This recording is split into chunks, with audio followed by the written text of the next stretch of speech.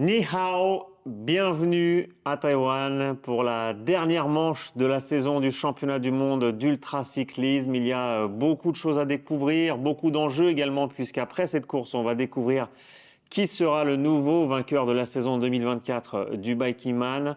On recevra d'ailleurs les favoris, Grégory Cassini et Lauriane Placet, en fin d'émission. Donc restez avec nous car cette partie sportive, on va l'évoquer à la fin de ce programme. Mais avant cela, on va parler de beaucoup de choses, notamment avec notre premier invité, le fondateur des courses Bikeman. Est-ce qu'il faut encore le présenter, Axel Carion? Oui, Axel Carion, voilà. Je ne sais pas, mais merci Cédric. Ça va, Heureux en d'être là. forme? Toujours. Alors justement, on va commencer par parler de ce parcours du Bikeman Taïwan, puisque ça a été compliqué. Il y a eu le tremblement de terre depuis la reconnaissance il y a un an. Il y a eu un typhon juste avant notre arrivée. Qu'est-ce que tu peux nous dire donc, sur ce parcours? Comment tu as réussi à t'adapter avec les événements qu'on vient d'évoquer? Alors ça a été très très très compliqué, c'est clair. Ça a été un gros défi. Là, nous, c'est notre 47e événement, ce Bikeman Taïwan. C'est un événement historique parce que ça faisait quelques années qu'on rêvait de revenir sur Taïwan. La Il y a eu- dernière course, c'était en 2019. C'était en 2019, donc ça fait 5 ans. Et ouais, ça a été compliqué. Ça aurait jamais pu se faire. On n'aurait jamais pu lancer le départ de cette épreuve s'il n'y avait pas le soutien des Taïwanais. Les gens qui nous regardent, ils sont à distance. Il faut se rendre compte à quel point ils sont capables de s'adapter de manière extraordinaire à ce type de conditions climatiques. Parce que oui, il y a eu 2 gros typhons majeurs avant l'épreuve, mais il y en a une vingtaine qui ont manqué Taïwan sur l'année 2024 et ils ont vraiment l'habitude de gérer ce type de situation extrême. Et c'est incroyable de voir à quel point ils travaillent dur pour nettoyer les routes, rendre les axes praticables par les Taïwanais. Et ça, c'est impressionnant de le voir, en sachant que la topographie de l'île, elle est très particulière, parce qu'on a une énorme barrière montagneuse en partie centrale, qui fait d'ailleurs frontière, et qui sert de protection contre les typhons. On a la partie côte est qui a beaucoup pris pendant les typhons, plus le tremblement de terre. Et surtout, on a une configuration topographique avec pas beaucoup de routes, finalement. Il n'y a pas beaucoup de ramifications de routes. C'est tellement compliqué d'aménager des routes sur Taïwan que dès lors qu'il y a ce type d'événement climatique, c'est pas facile d'arriver à trouver des solutions. Mais avec les Taïwanais, avec les outils qu'ils ont, plus nos partenaires qui nous aident localement depuis plusieurs années et qui sont très heureux qu'on soit là, je pense qu'on a quelque chose qui est Donc, vraiment intéressant pour les le parcours participants. a dû être modifié en dernière minute, Oui, mais on respecte les règles de base. 1000 km environ, oui. 20 000 mètres de dénivelé Le positif. canevas actuel ne bouge Ouais. pas, 1000 bornes, un peu plus de 20 000 mètres de dénivelé, 5 jours pour Mm. terminer, 3 checkpoints qui divisent donc en 4 segments cette course d'ultracyclisme. Après, on a des adaptations, on a des routes qui sont fermées, des routes qui Mm. sont contrôlées avec des accès, avec des travaux et ainsi de suite. Je dirais que c'est les règles du jeu d'adaptation, puisqu'on est sur des routes ouvertes, que doivent respecter tous les ultracyclistes qui participent. Qu'il y ait un typhon ou pas, s'il y a un feu rouge avec un endroit, des modifications de parcours, ça fait partie également de l'aventure, puisqu'on n'est pas sur des routes fermées en format Tour de France à aller très vite. C'est de l'exploration, c'est de l'aventure.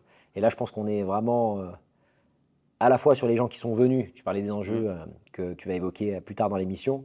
On a une majorité d'athlètes qui sont là pour découvrir Taïwan. Justement, qu'est-ce qu'on peut s'attendre de cette course? Toi qui l'as faite en vélo plusieurs fois, qui a fait la reconnaissance, 3 fois, oui. à quoi faut s'attendre dans ce Bikeman Taïwan pour ceux qui vont y participer et ceux qui vont nous suivre sur les réseaux sociaux? Alors, si on divise en 4 grands tronçons ce parcours, bon, déjà on part du Grand Hôtel, qui est un symbole de Taipei, donc la capitale de Taïwan, avec une partie piste cyclable le long de la rivière Kowloon qui est vraiment intéressante. Ça permet de sortir de la ville au calme, sans aucun bruit et de manière presque discrète. On rejoint la côte avec quelques pétards, Mm. quelques passages montagneux assez difficiles. De la côte, il y a un peu plus de 400 km, pas de plat, mais en tout cas de zone roulante avec un vent à faveur pour le coup, vent qui viendra du nord, avec un peu plus de 30 km/h de vent planifié. Donc je pense que ça va être une partie intéressante pour les participants, parce que c'est une découverte de la côte la plus sauvage, puisque la côte est de Taïwan est beaucoup moins aménagée en termes de Mm. construction humaine que la côte ouest. Et ensuite, il bascule, donc ça c'est la première partie, Taipei, toute la partie côtière, mer des Philippines et le sud. Et ensuite, basculement côté ouest pour franchir cette barrière rocheuse dans la zone de Kaohsiung, pour ensuite prendre les montagnes. Donc c'est, je dirais, la grosse difficulté de ce Mm. parcours pour rejoindre le point emblématique de Taïwan, qui est le col de Wuling à 3275 mètres, qui est le col asphalté le Mm. plus haut de Taïwan, et puis qui est tout un symbole pour les Taïwanais, gravir cette montagne en vélo, ça a une force particulière pour les Taïwanais. Tu te rappelles pendant la reconnaissance, quand Oui, on oui. était ensemble, ça a vraiment une valeur particulière pour les Taïwanais. Et je pense que les participants qui viennent vont le découvrir en croisant des Taïwanais, parce qu'il y a toujours l'éternelle, je dirais, découverte des Taïwanais qui vont en voiture là-haut pour aller puiser la force de la montagne. Ils avaient l'air surpris de voir des cyclistes lors de la reco, ouais. Ça Bah, n'a pas l'air si habituel. Et puis c'est des conditions climatiques de haute montagne, donc c'est des conditions difficiles, et puis l'ascension est très longue. Une fois qu'ils arriveront là-haut, après il y a une dernière partie qui va être plus contrefort et plus sécurité. En l'occurrence, on ne va pas trop aller chercher les routes qui étaient prévues très montagneuses pour assurer la sécurité des participants et le fait qu'il n'y ait pas trop de dégâts sur les routes pour rattraper et revenir sur Taipei, sur le dernier tronçon, quoi. Donc on est en format classique comme avant, départ lundi matin 5h, avec une arrivée au plus tard le samedi matin 5h C'est pour ça. compléter les 120 heures. On revient à nos premiers amours, Oui. les départs matinaux à 5h du matin, donc il faut se lever très tôt. On a dû décaler du coup de 2 jours, puisqu'on a encore, à l'heure où on se parle, Didier, le conducteur de l'extrême et qui est un de mes piliers sur le Biking Man, qui est en train de réaliser l'ultime reconnaissance de parcours, parce qu'on en a fait un paquet, on en a fait plus de 4 au total. Plus Romain également, qui est vétéran Biking Man, qui était lui à vélo en train de réaliser une autre partie du parcours. Bref, on a essayé de maximiser les chances que l'épreuve puisse se réaliser, puisqu'on se déplace de très loin pour organiser cette épreuve. Les Taïwanais nous attendent depuis des années. Ils sont très très contents qu'on soit là et qu'on montre quelque part une autre partie de Taïwan, parce qu'on est vu un peu comme des fous, ils me prennent pour un dingue en fait. Mais ils sont heureux de nous aider, parce que voilà, il y a ces Ils valeurs nous prennent pour des sportives. dingues parce qu'il y a très peu de gens qui tentent de faire ce qu'on fait à Taïwan, d'aller dans les routes les plus difficiles, les plus éloignées. Il y a très très peu de Ouais. Taïwanais qui font ce type d'aventure. Après, il y a beaucoup d'expats qui vont du coup sur les routes un peu de traverse. Mais je pense que pour eux, ouais, à la fois, ça les De surprend. faire de la longue distance en fait, c'est Ouais, ça. Ouais. sur de la longue distance, il n'y a pas beaucoup de pratiquants qui vont sur ces routes-là et sur des endroits aussi difficiles en termes de dénivelé positif. Mais après, il y a une culture sportive qui est très particulière. Au-delà du parcours, c'est ce que vont découvrir les participants. Il y a un lien avec l'activité physique qui est particulier. Les Taïwanais aiment voir des gens qui pratiquent le sport. Et puis, il y a une gentillesse de ce peuple qui est extraordinaire. Ils veulent toujours aider. Et là, clairement, on est dans une position avec le typhon, donc post-typhon, où vraiment ils se mettent en quatre pour faire en sorte que à la fois l'épreuve ait lieu, que ça se passe bien et que globalement les gens puissent découvrir Taïwan. Après tout, c'est l'île du vélo, c'est là que sont fabriqués les vélos. Entre autres, il y a beaucoup de pratiquants loisirs. Mm. Là encore ce matin, on était sur une sortie à vélo pour aller justement sur la côte ouest. Il y a énormément de pratiquants loisirs. C'est pas juste un outil de déplacement le vélo. Ils font pas que fabriquer les vélos, ils pratiquent également beaucoup le cyclisme et ça se sent. Ouais. Donc ça fait du bien d'être là, vraiment. C'est une île qui est très particulière et au-delà de tout ce que je viens de dire, ça a un charme indescriptible, Taïwan. C'est un charme indescriptible quand tu es en vélo, en exploration, à découvrir, à discuter avec les Taïwanais. Ça ne s'explique pas, il faut pouvoir les rencontrer, discuter avec eux pour comprendre l'énergie qu'ils partagent et le fait qu'on est très très bien reçus, toujours. Eh bien, c'est ce qu'on va essayer de vous faire découvrir à vous qui nous regardez. Nous, on l'a déjà découvert un peu par le passé, mais c'est toujours un plaisir, on ne va pas se mentir. Donc, j'espère que les participants vont le ressentir sur leur vélo, que vous allez le ressentir à travers nos images, sur les réseaux sociaux, dans nos résumés YouTube, et tout ce qui est lié au Biking Man sur les réseaux. Et puis, je vous propose de continuer l'émission. Merci Axel. Merci à toi, Cédric. Et puis maintenant, on va faire la place aux participants qui vont nous parler un peu de leurs attentes. Tout de suite, à mes côtés, il y a Marie-Laure Hersens. Salut Marie-Laure, ça va? Salut, ça va et toi? Ouais, super. Marie-Laure, c'est son premier Biking Man, mais elle connaît déjà l'envers du décor puisqu'elle fait partie des Race Angels depuis plusieurs courses. Maintenant, on va en parler dans quelques instants. Pourquoi tu te lances dans un tel défi? Marie-Laure, qui est aussi la compagne de Frédéric Monet, le cycliste qui a déjà participé aussi à plusieurs Biking Man. Vous l'avez vu dans nos précédentes vidéos. Et à ses côtés, il y a un nouveau venu également, Fabrice Demichel. Salut Fabrice. Salut Cédric. Ça va? Super. En forme? Grande forme. Magnifique. Toi aussi, c'est ton premier Biking Man. Alors toi, tu as une particularité, c'est que tu vis à Shanghai, en Chine, donc en Asie. Tu connais un peu plus le contexte asiatique. Tu es déjà venu à Taipei. Raconte-nous un peu ce qui t'a amené à participer au Biking Man. Alors si je remonte un tout petit peu, ce qui m'a amené à participer au Biking Man, c'est le Covid en fait, puisque je travaille et vis à Shanghai et j'ai été pendant 2 ans, c'était très difficile de passer la frontière, ma famille était dehors et donc Et donc, pour occuper mes week-ends, je me suis mis au vélo et j'ai allongé les distances jusqu'à un jour me dire que peut-être ça serait sympa d'essayer un ultra. Voilà. Alors, depuis, la situation s'est normalisée, mais le goût du vélo est resté, bien sûr. Donc ça fait, on va dire, allez, 5 ans maximum que tu t'es mis sérieusement au vélo? Non, non, ça fait 2 ans et demi que je me suis mis sérieusement au vélo. Ah oui, d'accord, donc c'est encore beaucoup plus court. Ouais. Et qu'est-ce qui t'a plu dans la longue distance du coup, puisque tu as découvert ça récemment? Voilà, n'ayant rien d'autre à faire le week-end, j'ai allongé les distances et puis je me suis aperçu que j'aimais bien ça, que c'était agréable, que c'était en fait finalement totalement différent des sorties de 50 km à fond que je fais aussi le matin avec les groupes à Shanghai. Mais voilà, ça me plaisait beaucoup et j'avais envie d'aller plus loin. Ayant avant fait du trail, modestement, mais pareil sur des efforts de 8-10 heures, pas des ultra, mais voilà, donc c'était retrouver ce goût des longues distances. Alors tiens, puisque tu connais un petit peu le cyclisme en Chine, ça se passe comment? Il y a beaucoup d'adeptes de la longue distance? Tu fais des sorties en groupe ou tu pédales plutôt tout seul? Est-ce que c'est Non, agréable de alors pédaler là-bas? la Chine est très, très férue de vélo en fait. Ok. À Shanghai, il y a une communauté vraiment très impressionnante, très active. Donc j'appartiens à un groupe qui est le groupe francophone, qui est la Pédale de Shanghai, et également un groupe international, groupe Eto.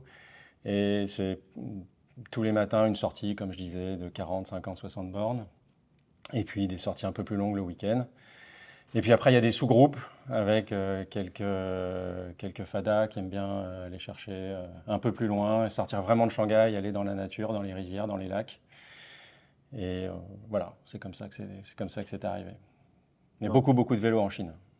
Beaucoup. donc ça le ferait sur un jour Biking Man Chine, il y a des belles choses à voir, Ah tu crois? j'y pense. C'est peut-être un petit peu compliqué d'un point de vue administratif et autres, Ouais. Mais il y a des belles choses à découvrir en vélo, quoi. il y a déjà des choses comme l'étape du Tour, l'étape Giro, etc. Donc voilà, et il y a des gens très très forts. Ouais. Ouais, donc Voilà, il y a des choses à voir. il y a des Écoute, choses à voir. peut-être qu'un jour, qui sait, Peut-être un jour. ça arrivera. Bon, et toi, Marie-Laure, alors, le Biking Man, tu l'as déjà vu depuis combien de courses tu as fait en tant que Race Angel? J'en ai fait 2. Ah, je pensais, tu vois, dans mon imaginaire, tu en as fait plus. Bon, tu en as fait 2, tu as vu comment ça se passe. Ouais. Qu'est-ce qui t'a poussé à franchir cette barrière? Tu sais que c'est difficile. Ah oui, je Ça sais fait que pas. c'est difficile. Ah, mais c'est le côté d'être sur les CP et de voir que le CP et que d'entendre tout le monde parler des beaux parcours d'Axel, des paysages. Et c'est vrai que c'était un peu une frustration après chaque bike qui mène. Moi aussi, j'aimerais bien. Je faisais déjà quand même pas mal de vélo. Pas en ultra spécialement, mais on a déjà fait pas mal de parcours itinérants de voyage. Et c'est ça qui me plaît dans le vélo, plutôt que faire des petites courses de 50 km, de vraiment pouvoir découvrir, et encore qui plus est, de découvrir un pays à travers le vélo, c'est ce qu'il y a de plus chouette. Et le fait de voir Frédéric fatigué sur les Biking Man, de voir d'autres cyclistes totalement détruits, tu as dû forcément voir au checkpoint. Ça t'a pas un peu effrayé? Moi, je suis au checkpoint 1, donc ils étaient encore C'est à chaque fois en forme, donc C'est je encore suis frais. peut-être dans le déni. Ouais. Non, en fait, tout le monde se remet en forme à terme. Oui, c'est vrai. Donc, on se met souvent des barrières en se disant qu'on ne sait pas le faire, mais en fait, tout est possible. Bon, après, j'ai pas l'ambition de le faire en 2 jours, je vais prendre mon temps, mais voilà. Donc toi, ton objectif, c'est juste de terminer dans les délais. Exactement. Dans les délais de 5 jours. Tu as Ouais. raison, comme ça, tu vas profiter un peu plus de Taïwan. D'ailleurs, pourquoi tu as choisi cette course spécifiquement? C'est le hasard ou tu visais vraiment celle-là pour démarrer? Le côté Asie, Mhm. c'est vrai qu'on a déjà fait un peu de vélo en Thaïlande. Et c'est vraiment, on voit beaucoup plus de femmes, c'est beaucoup plus sécurisant, je trouve, en tant que femme, du coup. Voilà, ils ont l'habitude de voir autant des femmes que des hommes sur la route. Le côté Family Mart, 7-Eleven, je suis quelqu'un qui a du mal à me projeter quand est-ce que je vais avoir faim. Donc d'avoir la rassurance de dire, au pire, j'ai au moins 20 km à attendre avant de manger, ça va. Ou d'avoir de l'eau. Donc voilà, Le côté c'est le côté ravitaillement, administratif, c'est-à-dire ravitaillement, où je ne dois pas trop me poser de questions, qui était important pour moi. Il faudra juste gérer l'effort pour avoir la force dans les jambes. C'est ça. Bah, tant qu'on mange et qu'on boit, ça devrait aller. Et qu'on dort. Et qu'on dort, oui, qu'on surtout. dort, normalement, c'est bon, ouais. Et toi, Fabrice, tu as analysé un petit peu le parcours. Tu es déjà un peu plus familiarisé, j'imagine, au contexte asiatique, parce que j'imagine que dans Ouais, une grande ville comme Shanghai, tu retrouves des choses similaires à Taipei, par exemple. ah bah, Shanghai, c'est plat comme la main, donc la comparaison est vite faite. Vu que là, on a une étape de plat de 500 km suivie d'une étape de montagne de 500 bornes, quoi. En fait, c'est ça. Donc là, le Biking Man, c'est faire 2 étapes du tour après un tour de chauffe de 500 km. Voilà l'analyse. Donc, Très bon résumé. bah, à partir de là, on verra, hein. On a le vent dans le dos pour descendre, pour commencer. Ah non, tu as déjà Donc, analysé les détails de la météo, du vent. bah, c'est-à-dire que je me disais, s'ils mettent la boucle dans l'autre sens, là, c'est vraiment des sadiques, quoi. Mais Tu serais contre le vent en voilà, permanence. on aurait fait montagne d'abord, puis remonter contre le vent. Donc, bon, on est dans la configuration bah, peut-être plus facile, mais on va arriver quand même cramé au pied des montagnes, quoi. Donc, on verra. Tu t'es défini un objectif? Bah, finir en 5 jours déjà en bonne forme, pas trop détruit, ça serait bien. Après, j'avoue que j'ai pris une chambre pour jeudi soir, donc je me dis que peut-être ça sera Une chambre à Taipei, tu veux dire? Oui, oui, voilà, ouais, à l'arrivée. Donc 4 jours, ça serait bien, quoi. Voilà. Mais tu Bon. comptes Mais en fait, j'ai aucune idée, parce que je n'ai jamais fait, aucune idée de la gestion du sommeil, etc. On peut se préparer autant qu'on veut, physiquement, mentalement. Enfin, il y a tellement d'inconnus, en fait, que bon, c'est ce qui est aussi très, très excitant. Mais tu comptes passer une nuit à l'hôtel, par exemple, pour te Ouais, reposer? ouais, je pense, ouais. Mais où, je sais pas, je verrai en fonction, ouais. Ouais, ça dépend de ton avancée. Ouais. Toi, Marie-Laure, tu vas te poser à l'hôtel, Ouais. presque tous les soirs, Ouais, tranquille. ouais, c'est ça. J'attends d'avoir la trace pour essayer de voir un peu à quel moment prendre un hôtel. Mais je vais pas les booker en avance, déjà le premier, et puis après on verra. En fonction de comment j'avance. L'ascension de Wuling, ça te fait peur? Non, parce que j'aime bien grimper. Et elle est stable et enfin voilà, je maîtrise assez bien une bonne montée stable. Une fois que j'ai le rythme, ouais, ça va Ça être va. bien. Enfin, j'espère que ça va. Je sais pas à quel état je serai après 500 km. On verra. Bah, toi, Fabrice, du coup, comme c'est plat à Shanghai, là, t'es content, ça va monter un peu. C'est ça, c'est ça. Ouais, ouais. Wuling aussi, ça te parle? Wuling, ça me parle. J'ai plus peur des gradients très forts qu'on va trouver, j'ai compris, sur des côtes plus courtes. J'ai vu chez les participants qu'il y avait vraiment beaucoup de dents à l'arrière et je suis peut-être un peu optimiste de ce côté-là, avec un braquet de 1 pour 1. Mais bon, bah, voilà, c'est comme ça. Bon, bah, en tout cas, merci à vous d'avoir participé à cette émission. Merci beaucoup, Cédric. Je vous Merci. souhaite bonne route, bonne chance pour la découverte du Biking-Man, tous les deux sur le vélo, pour la découverte de Taïwan aussi, en espérant que vous atteindrez vos objectifs. N'hésitez pas à suivre Marie-Laure et Fabrice, évidemment, sur notre live tracking pour voir leur position sur la carte, s'ils vont réussir à terminer dans les délais, s'ils vont réussir à avancer à leur rythme. Et puis nous, on enchaîne avec la toute dernière partie de cette émission avec nos 2 derniers invités. On va maintenant parler classement, on va parler compétition, car je vous le rappelle, il y a le titre de champion Biking-Man 2024 qui est en jeu. Et voici nos invités que je vous présente. Vous les voyez, vous les reconnaissez, vous les avez suivis toute la saison. Grégory Cassini à mes côtés. Salut Greg, ça va? Ça va et toi? Ouais, super, moi ça va. Content d'être à Taïwan. Et Lauriane, comment vas-tu? Ça va aussi, ouais. Vous êtes prêts tous les deux pour la grande bataille finale? Ouais, Alors moi, je considère pas ça comme la bataille. la grande aventure. Ouais, mais ça va, je suis prête, ouais. Est-ce que ça rajoute un peu de sel, le fait que vous êtes en lice tous les deux pour la première place du classement? Greg? Ah oui, ça rajoute un petit peu de piment supplémentaire, ça rajoute un enjeu de compétition en plus, hein. Mais même s'il faut jamais oublier que sur l'ultra et sur la longue distance, je crois que c'est Guillaume qui le disait, que la compétition elle est d'abord avec soi-même, hein, et qu'il faut d'abord franchir la ligne d'arrivée et ensuite on peut réfléchir au classement. Ah, effectivement, tu rappelles Guillaume de Spoelberg qui faisait partie lui aussi des prétendants au titre de champion 2024. Malheureusement, il n'a pas pu venir ici à Taïwan pour participer à cette dernière course. En tout cas, on pense à lui. Si tu nous regardes, Guillaume, on t'embrasse. On va faire l'aventure pour toi. Et toi, Lauriane, le fait que tu joues ce classement, c'est l'objectif majeur pour toi ici? Ça va compter dans ta stratégie de course? Non, Ou, non, parce que je suis un peu défaitiste. Mais il faut quand même qu'il y ait pas mal de place d'écart entre nous pour que je remporte. Il y a à peu près 150 points, un peu plus de 150 points d'écart. D'ailleurs, en parlant de ça, tu as parfaitement analysé le classement. Greg, tu peux nous rappeler exactement quel est l'enjeu? C'est-à-dire, il faut qu'il y ait combien de places d'écart entre Lauriane et toi? Alors, combien de places? Ça dépend de la place de Lauriane, mais grosso modo, si je termine dans les 4 premiers, je m'assure de remporter le classement. Et si je termine au-delà de la 4e place, ça va dépendre de ce que fait Lauriane. Donc, par exemple, si tu finis au-delà de la 4e place, on va dire 5e et que Lauriane gagne, C'est elle qui va l'emporte. premier. Mm. Donc, ça va être serré. Ah oui? Ça va être serré parce que la Bon, course de j'espère pas, Taïwan. mais Bah, nous, on espère. Je suis certain que ceux qui nous regardent et moi-même, j'espère qu'il va y avoir un peu de suspense quand même. Mais ça va être serré parce que la course est difficile. Tu as analysé un peu le parcours? Ah, il y a le boss qui m'appelle, Axel, mais on raccroche, hein, évidemment, parce on est en live. Hop. Tu as analysé un peu le parcours, ouais? alors j'ai regardé un petit peu la trace provisoire hein, qu'il pouvait y avoir. J'ai une incertitude sur le dénivelé ou selon les applications, c'est pas la même, c'est pas le même. Bon après, a priori parcours, roulant sur la première partie et avec, beaucoup de montagnes, sur la deuxième, avec le passage de Wuling, probablement même, dans la nuit, ce qui rajoutera un petit peu de fraîcheur à 3002. C'est dommage pour les paysages du coup, quand on sera là-haut. Mais je pense que la première partie est à ne pas négliger, même si elle est potentiellement rapide, ça ne veut pas dire qu'elle sera facile pour autant. Et encore que je me méfie des fois des petits dénivelés qu'on ne peut ne pas voir sur les profils, avec les petites remontées. Quelle est ton analyse, toi, Lauriane, du parcours? Moi, les 600 premiers kilomètres, ça me convient pas du tout. Tu préfères quand ça grimpe d'entrée?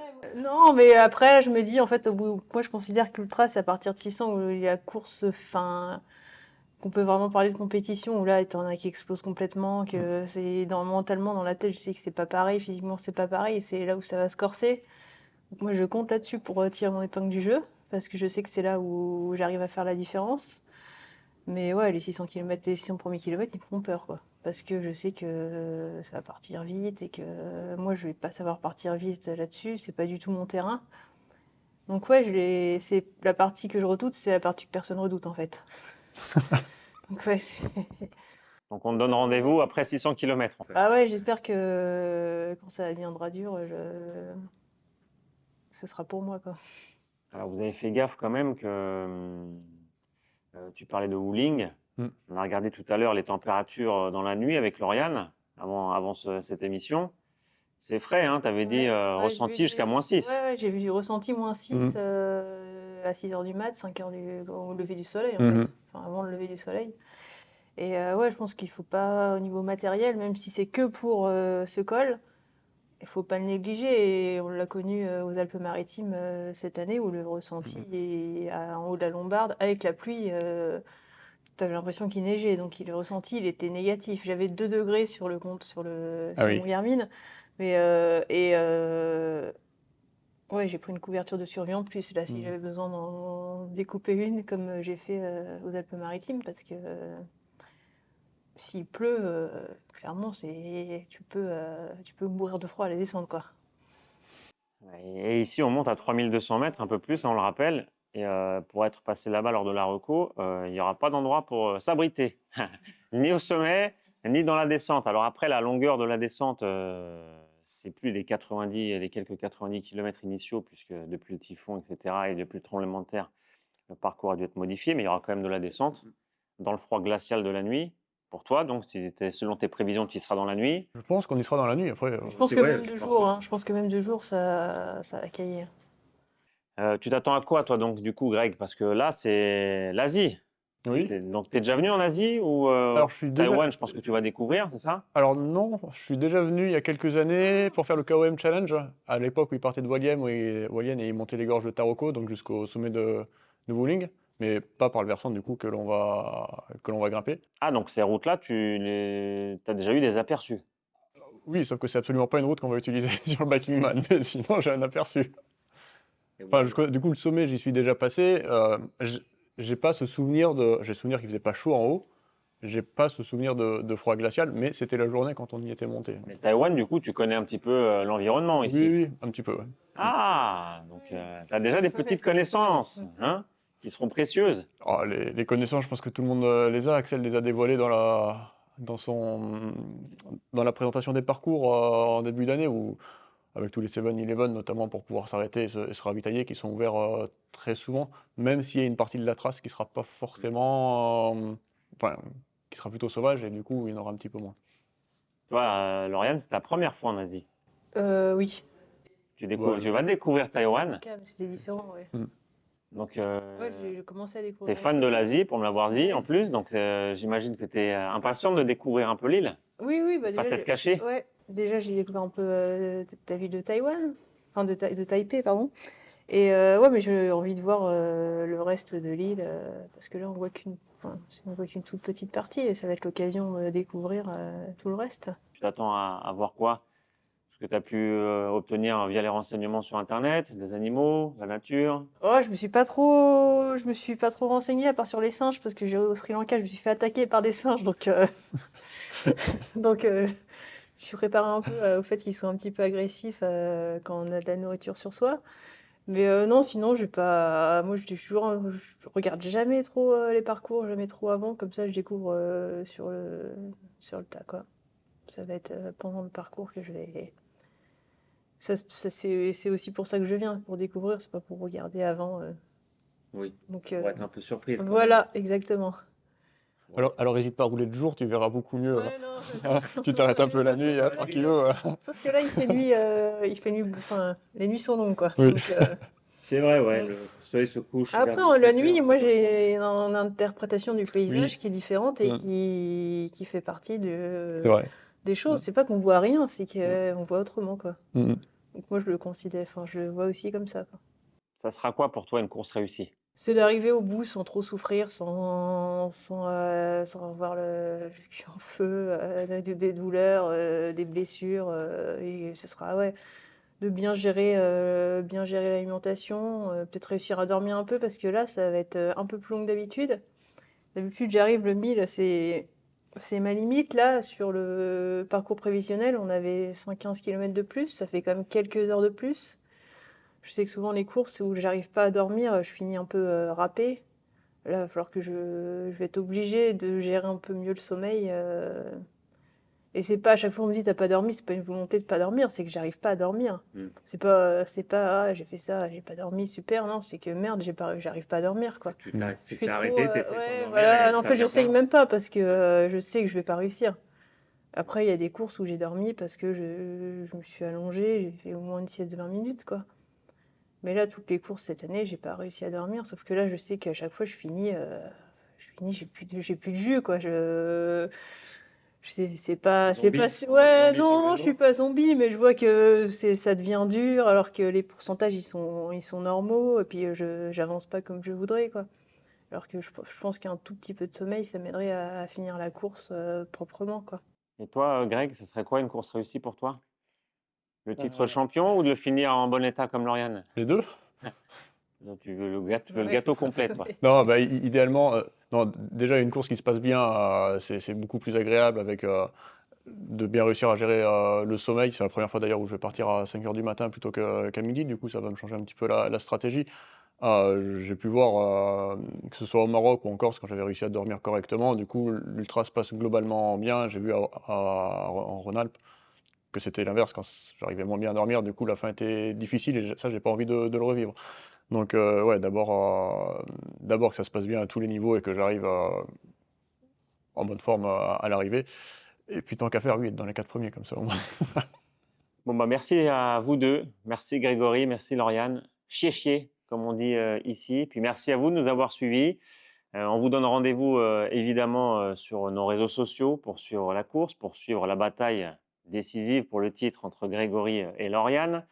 Sur la chaîne YouTube avec nos résumés quotidiens et évidemment sur le live tracking de notre partenaire Owaka.